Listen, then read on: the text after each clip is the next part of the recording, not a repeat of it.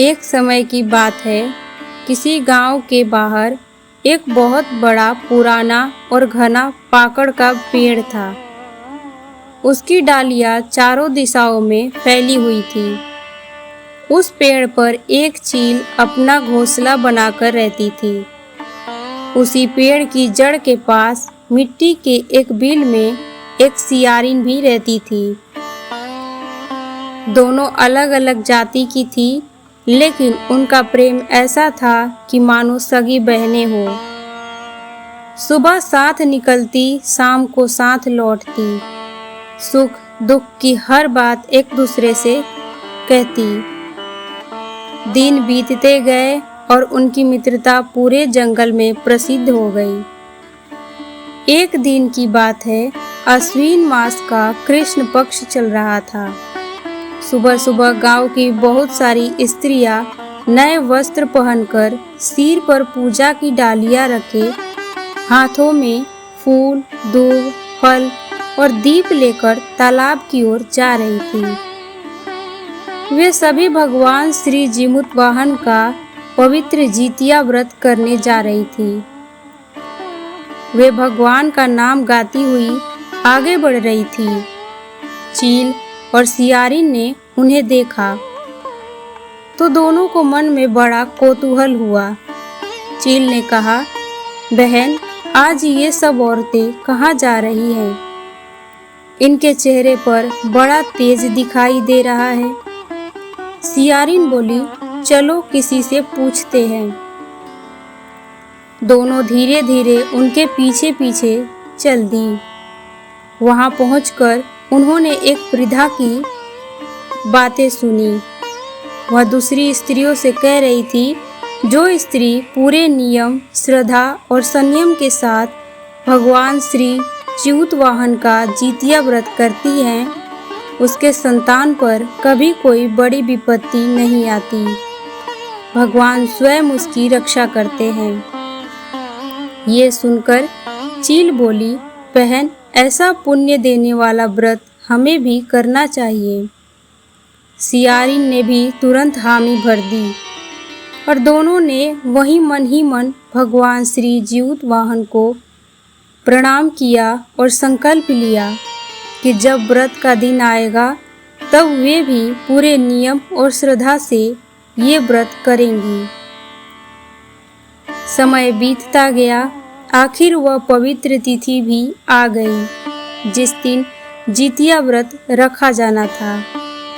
दोनों ने सुबह से ही अन्न जल त्याग दिया और भगवान श्री जीमूत वाहन का स्मरण करने लगी। दिन भर तो किसी तरह बीत गया, लेकिन जैसे जैसे रात गहराने लगी, सियारिन की भूख बढ़ती चली गई। उसका शरीर कमजोर होने लगा। वह बार बार बिल से बाहर निकलकर इधर उधर देखने लगी। उसी रात नगर के एक बड़े सेठ का देहांत हो गया। लोग उसके शव को लेकर शमशान की ओर जा रहे थे। जब वह दाह संस्कार होने लगा तो मांस की गंध चारों ओर फैल गई। वह गंध सियारिन की नाक तक पहुंची। अब उसका मन डगमगाने लगा। उसने अपने मन को बहुत समझाया, नहीं, मुझे व्रत नहीं तोड़ना चाहिए। मैंने भगवान से संकल्प लिया है। लेकिन भूख इतनी तेज थी कि उसका धैर्य टूट गया। अंत में वह शमशान की ओर दौड़ पड़ी और वहां जाकर उसने मांस खा लिया।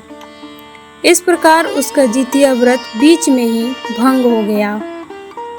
उधर चील भी भूखी थी और उसके पेट में भी पीड़ा हो रही थी, लेकिन उसने अपने मन से कहा, यदि मैंने भगवान के सामने वचन दिया है तो चाहे कितनी भी कठिनाई क्यों न हो, मैं अपना व्रत नहीं तोड़ूंगी।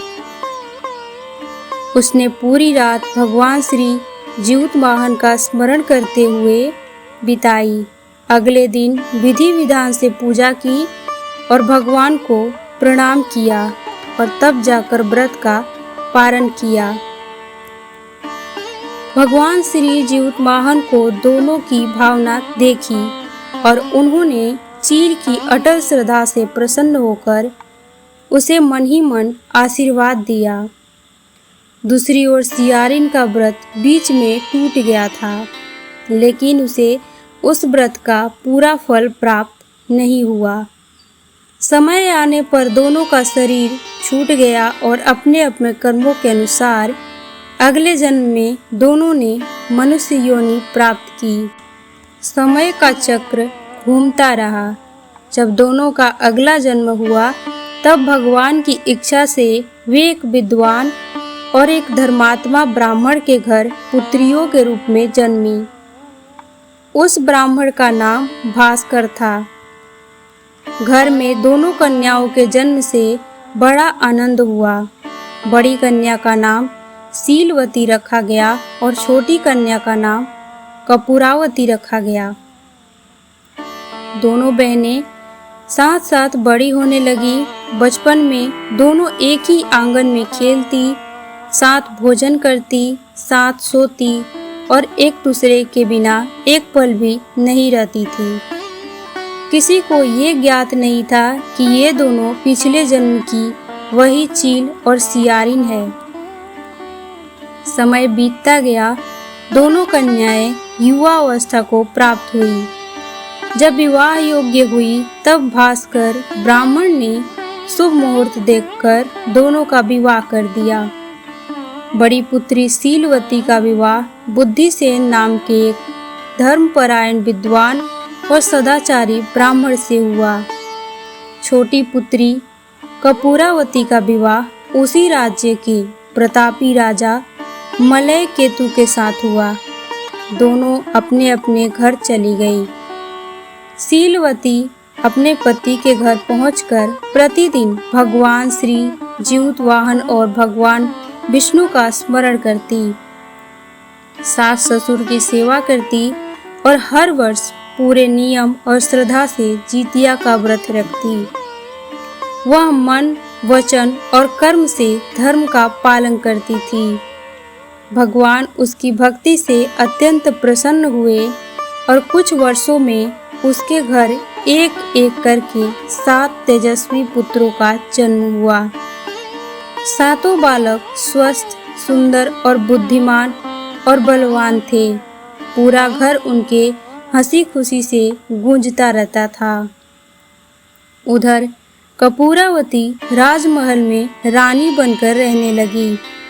उसके पास धन, वैभव, दास दासी और हाथी घोड़े और किसी वस्तु की कमी नहीं थी।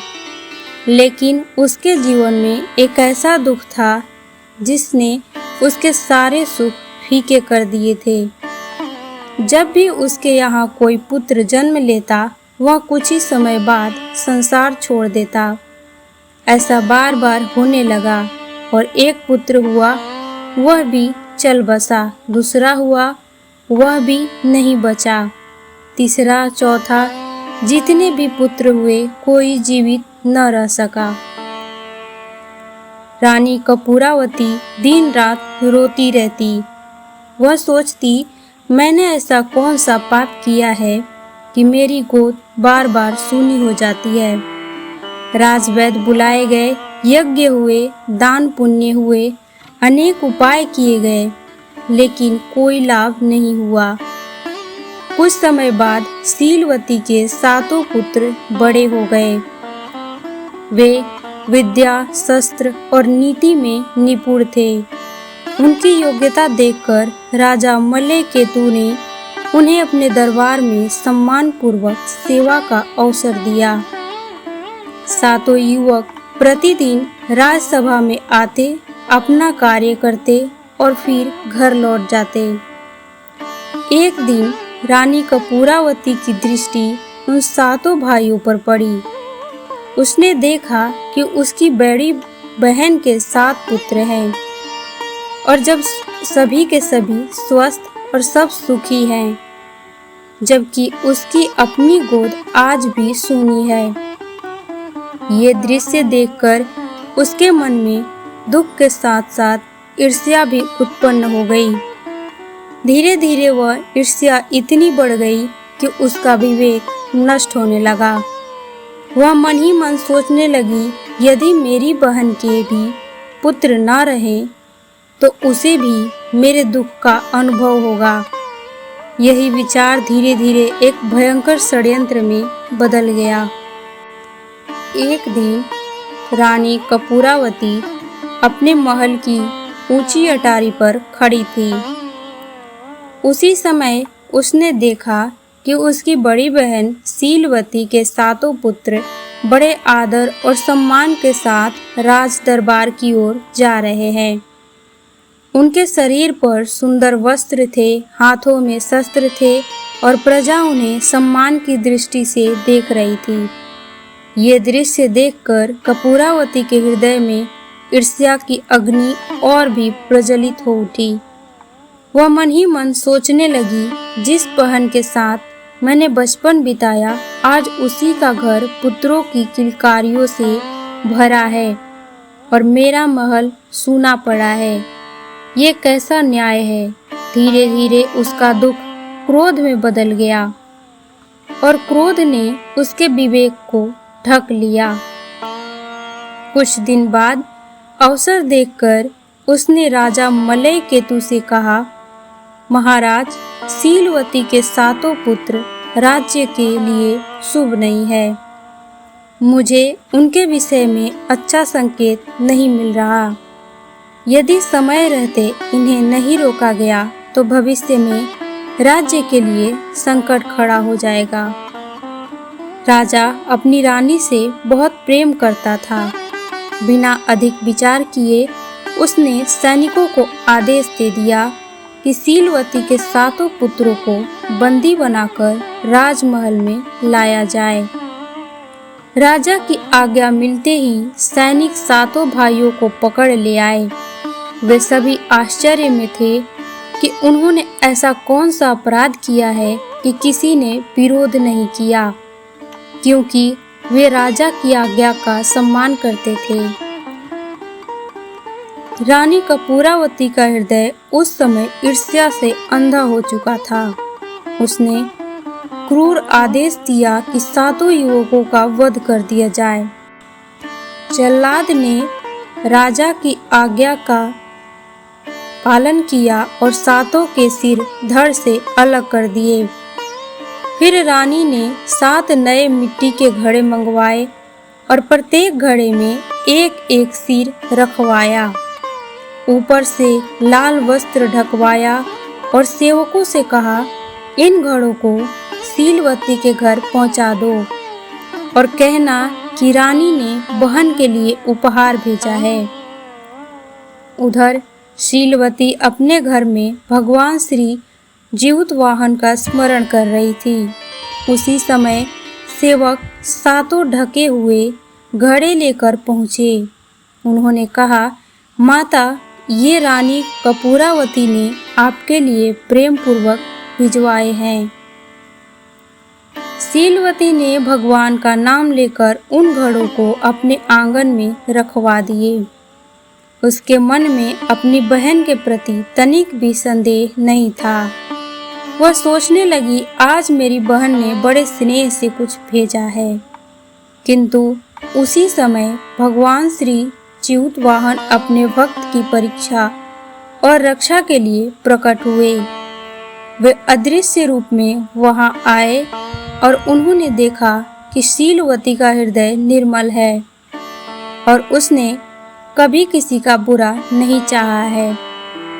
भगवान ने अपनी दिव्य शक्ति से मिट्टी का 7 सुंदर मस्तक बनाए और उन्हें 7 युवकों के धड़ों से जोड़ दिया।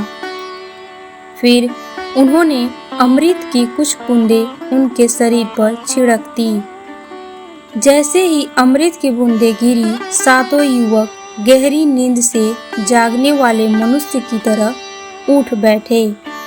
उनके शरीर पहले जैसे स्वस्थ और बलवान हो गए। वे भगवान को प्रणाम करके अपने घर की ओर चल पड़े। जब शीलवती ने लाल वस्त्र हटाकर घड़ों को खोला तो उनमें तरह तरह के सुंदर और मीठे फल रखे दिखाई दिए। उसने मन ही मन भगवान श्री जीउतवाहन को प्रणाम किया और समझ गई कि ये सब उनकी ही कृपा है। उधर राजमहल में रानी कपूरावती बड़ी व्याकुल होकर बैठी थी। उसके मन में बार बार यही विचार आ रहा था कि अब तक तो शीलवती के घर से रोने पीटने की आवाज आ जानी चाहिए थी। वह सोच रही थी, जब सातों पुत्रों के कटे हुए सिर देखकर शीलवती विलाप करेगी, तब मुझे भी अपने दुख का कुछ संतोष मिलेगा। लेकिन समय बीतता गया, एक पहर बीत गया, फिर दूसरा पहर भी निकल गया। न कोई दूत आया, न किसी प्रकार का समाचार पहुंचा। ये देखकर रानी का मन और अधिक बेचैन हो उठा। अंत में वह स्वयं कुछ दासियों को साथ लेकर शीलवती के घर पहुंची। घर के द्वार पर पहुंचते ही उसने जो दृश्य देखा, उसे देखकर उसके पैरों तले धरती खिसक गई। सामने शीलवती के सातों पुत्र जीवित बैठे थे। कोई भोजन कर रहा था, कोई हंसी मजाक कर रहा था, कोई अपनी माता के चरण दबा रहा था। उनके शरीर पर कहीं भी किसी प्रकार का घाव या पीड़ा का चिन्ह नहीं था। ये दृश्य देखकर कपूरावती की आंखें फटी की फटी रह गई। उसके मुख से एक भी शब्द नहीं निकला। कुछ क्षणों तक वह स्तब्ध खड़ी रही। फिर उसका सिर चकराने लगा और वह भूमि पर गिरकर मूर्छित हो गई। शीलवती ने जैसे ही अपनी छोटी बहन को गिरते देखा, वह दौड़कर उसके पास पहुंची। उसने उसके मुख पर जल के छींटे मारे, उसे गोद में उठाया और बड़े प्रेम से उसका सिर सहलाने लगी। कुछ देर बाद जब कपूरावती को होश आया, तो वह अपनी बड़ी बहन के गले लगकर फूट-फूट कर रोने लगी। रोते रोते उसका गला भर आया। बड़ी कठिनाई से उसने कहा, बहन, मैं बहुत बड़ी पापिन हूँ। ईर्ष्या ने मेरी बुद्धि हर ली थी। मैंने ही राजा से कहकर तुम्हारे सातों पुत्रों का वध करवाया था। मैंने उनके कटे हुए सिर घड़ों में रखकर तुम्हारे घर भिजवाए थे। लेकिन आज मैं उन्हें अपने सामने जीवित देख रही हूँ। ये सब कैसे हुआ? ये कौन सी शक्ति है जिसने मृतकों को भी जीवित कर दिया? शीलवती ने अपनी बहन को धैर्य बनाया और बोली, बहन, मनुष्य कुछ नहीं करता, सब भगवान की इच्छा से होता है।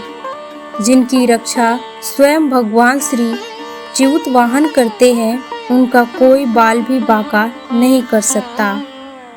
इतना कहते ही भगवान श्री जीउतवाहन की कृपा से शीलवती के मन में पूर्व जन्म की सारी बातें स्मरण हो आई। उसे याद आया कि कैसे वे दोनों एक विशाल पाकड़ के पेड़ के नीचे रहती थी। कैसे उन्होंने जितिया व्रत का संकल्प लिया था और कैसे सियारिन भूख के कारण व्रत तोड़ बैठती थी और कैसे चील ने कठिन कष्ट सहकर भी अपना व्रत पूरा किया था। शीलवती ने अपनी बहन का हाथ पकड़ा और बोली, चलो बहन, आज मैं तुम्हें एक ऐसी बात बताती हूँ जिसे सुनकर तुम्हारे सारे प्रश्नों का उत्तर मिल जाएगा। दोनों बहनें नगर से बाहर उसी पुराने पाकड़ के वृक्ष के पास पहुंची। वृक्ष को देखते ही शीलवती बोली, बहन, यही वह स्थान है जहाँ पिछले जन्म में मैं चील थी और तुम सियारिन। हम दोनों ने भगवान श्री जीउतवाहन का व्रत रखने का संकल्प लिया था। तुम भूख सह न सकी और व्रत बीच में ही छोड़ दिया। मैंने कठिन कष्ट सहकर भी व्रत को पूरा किया। उसी व्रत के पुण्य से आज मुझे 7 पुत्रों का सुख मिला और भगवान ने स्वयं उनकी रक्षा की। तुम्हारा व्रत अधूरा रह गया, इसीलिए तुम्हें बार बार संतान का दुख सहना पड़ा। ये सुनते ही कपूरावती का हृदय पश्चाताप से भर गया। वह जोर जोर से रोने लगी और उसने हाथ जोड़कर भगवान श्री जीवतवाहन से क्षमा मांगी।